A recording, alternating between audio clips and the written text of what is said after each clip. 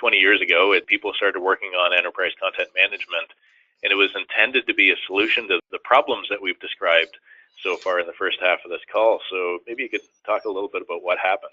Yeah, really good question. I think I've been around for more than 20 years at this point, but it's an interesting market. I mean, there's been a lot of successes in the market, but also some failures and missteps along the way as well. If I take a step back and look at the bigger picture market, it's a pretty healthy outlook. I mean, the volume of enterprise content that needs to be managed and controlled and shared and kept, that volume is not decreasing in any way.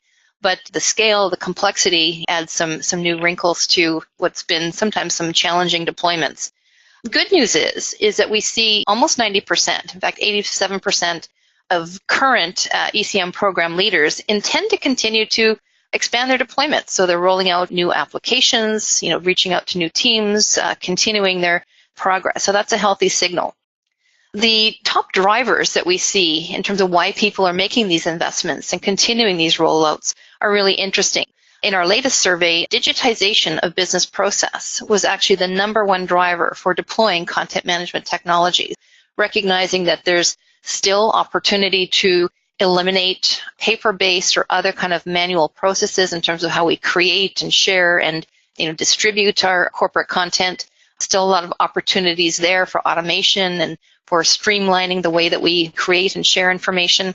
And in fact, better content sharing comes up as the close number 2 requirement for content management deployment. So the ability not only to find things effectively and accurately, but then make sure I can share it with my team, my department, and in some cases even externally to what I often call the extended enterprise, those trusted partners who are our clients or suppliers. That's a requirement as well. The interesting thing here is that, while we've had a lot of deployment success and a lot of interest in continuing to move forward with deployments, user adoption has actually popped back up to the top of the top challenges list. So we ask this question year over year as well, and often we hear challenges around things like file share sprawl or challenges around struggle to get key stakeholders aligned on things like governance. But for 2017, the top challenge was back to user adoption. I think if we take a look at a lot of the deployments out there, realistically, a lot of the on-premises systems, and that is still a very predominant deployment model for enterprise content management applications, it's often hard to keep those on-prem complex systems upgraded, keep them current.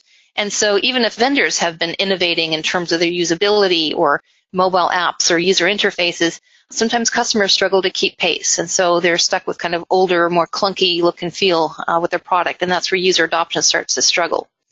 But it's also interesting that over half, in this case 56% of the teams that we surveyed, are actually rethinking their business case for ECM. And in some cases, it doesn't necessarily mean they're switching products, but it means that they're looking at new goals and objectives, new outcomes that they want to get out of their deployments. And the top new outcomes that people are thinking about are better knowledge sharing, about improving customer experience, and then, of course, not surprisingly, improving their compliance profiles.